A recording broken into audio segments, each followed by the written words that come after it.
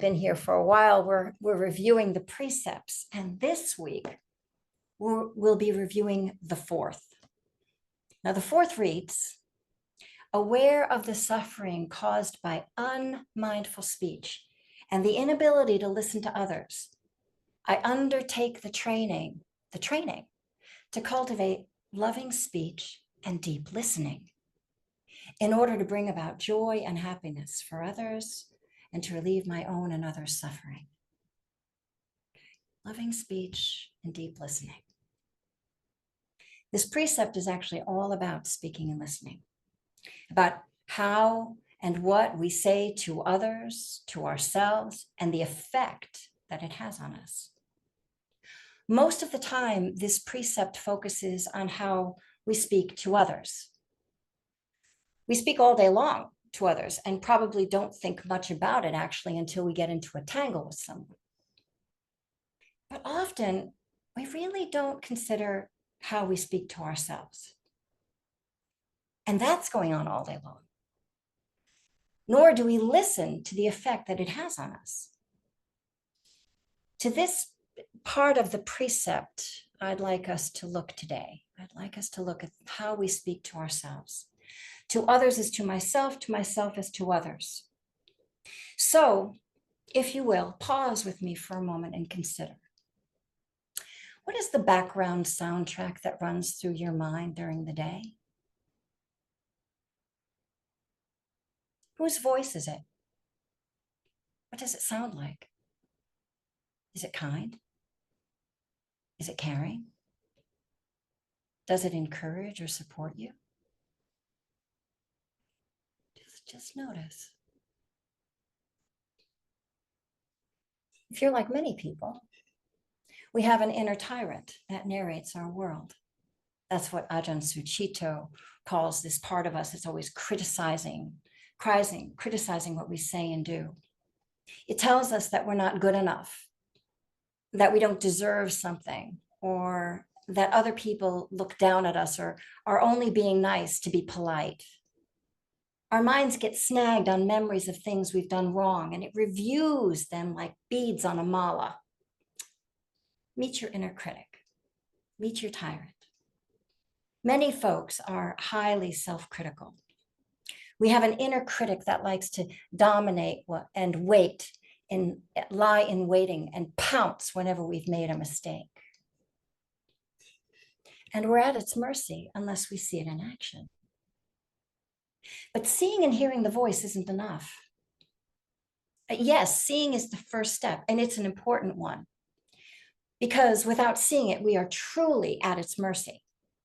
But the real work comes with what follows, what we do with the tyrant's negative self-talk that yammers on at us all day long. I know because I have my own inner tyrant that I've worked with. You see, I'm a recovering perfectionist.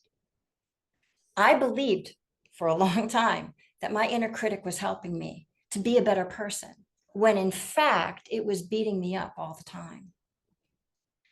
I'd review my day in terms of what I hadn't gotten accomplished, what I didn't do well, what I did or didn't say or do, what worried me, what upset me, what my mistakes were.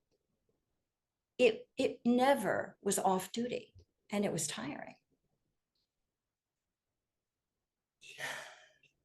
But it was also all that I knew. I mean, for a long time, I let that thought push me around. But inside, I could feel how it made me feel like I wasn't good enough. Like, how did that help? Right. It took a long time to actually hear the critic because it was always with me like a shadow. It was vigilant, narrated my day from the point of view of mistakes. But seeing the critic didn't change its tune. I had to see it and learn how to respond differently. I had to learn to love it into the fold of mindfulness, as I like to say. You see, the critic was trying to help me see the errors of my ways, which is helpful to a point. Of course, I wanted to know if I was unskillful when I spoke to someone, But I didn't think about how I was really speaking to myself and how I was guiding myself. As I listened to this voice, as I turned inward and listened to how I was speaking and how it made me feel, well, then I could feel the oppression. It felt oppressive. It felt heavy. I could really hear the negativity, and I felt bad. I felt sad. I felt depleted, defeated, defensive. And these were signs. These were signs and important signs. Feeling oppressed is a sign, and we want to notice the signs. Sometimes the how of knowing when a critic is around is by how it feels. Like I can feel, oh, I can feel myself, shrinking, cowering. And that's the clue that the critic is present and accounted for.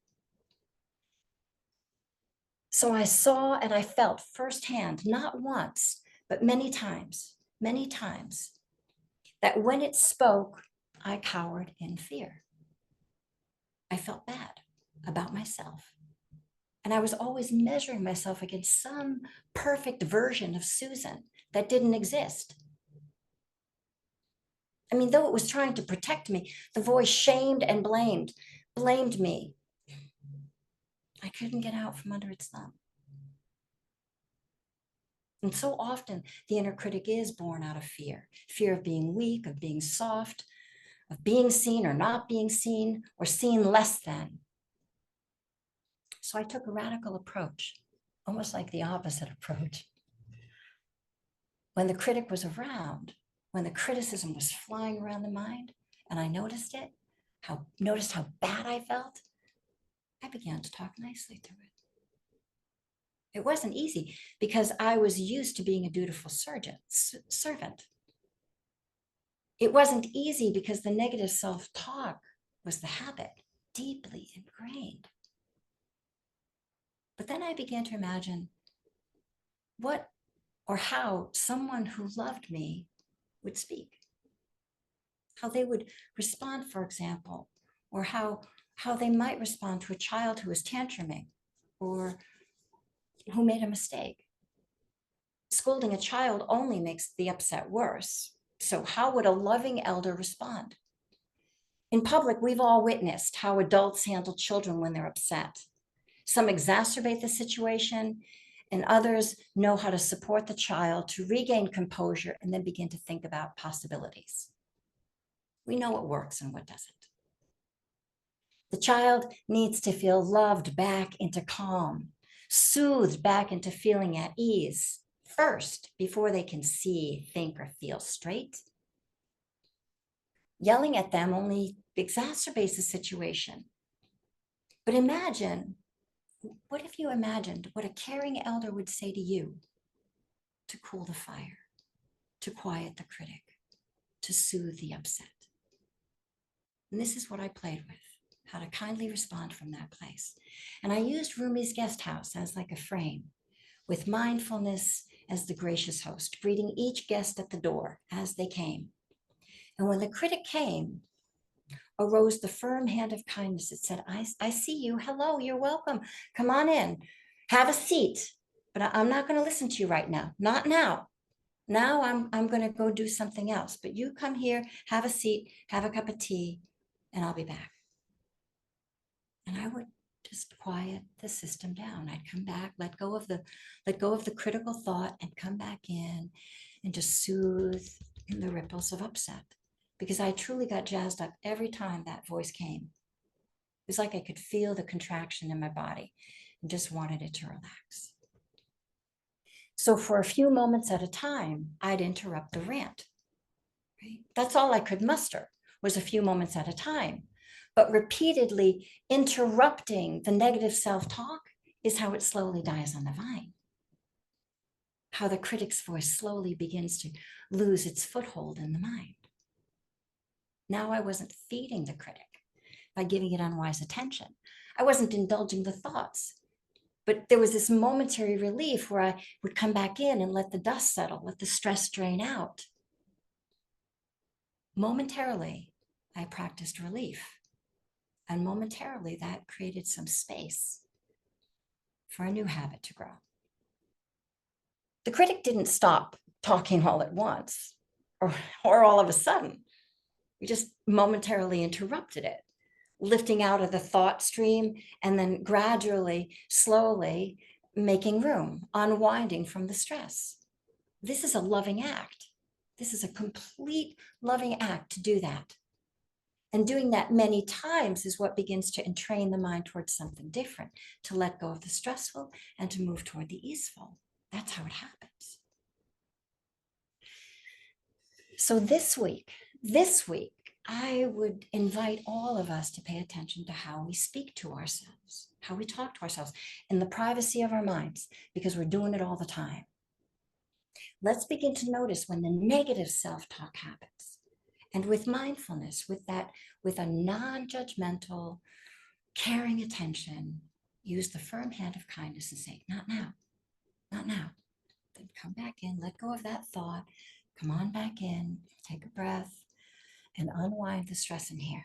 Just unwind it, let the dust settle. How many times can we do that? As many times as we can remember. Let's begin to entrain that move, because that move is what is going to help the critic to soften the voice, to not visit so frequently to the guest house. All right?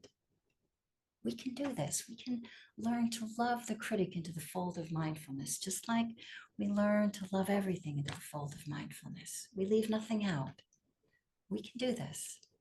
It's for our welfare, and I assure you, it's for all the people that you encounter, because the more we're kind in here, the easier it's just going to be out there to whatever comes at us. Okay. Thank you for your kind attention.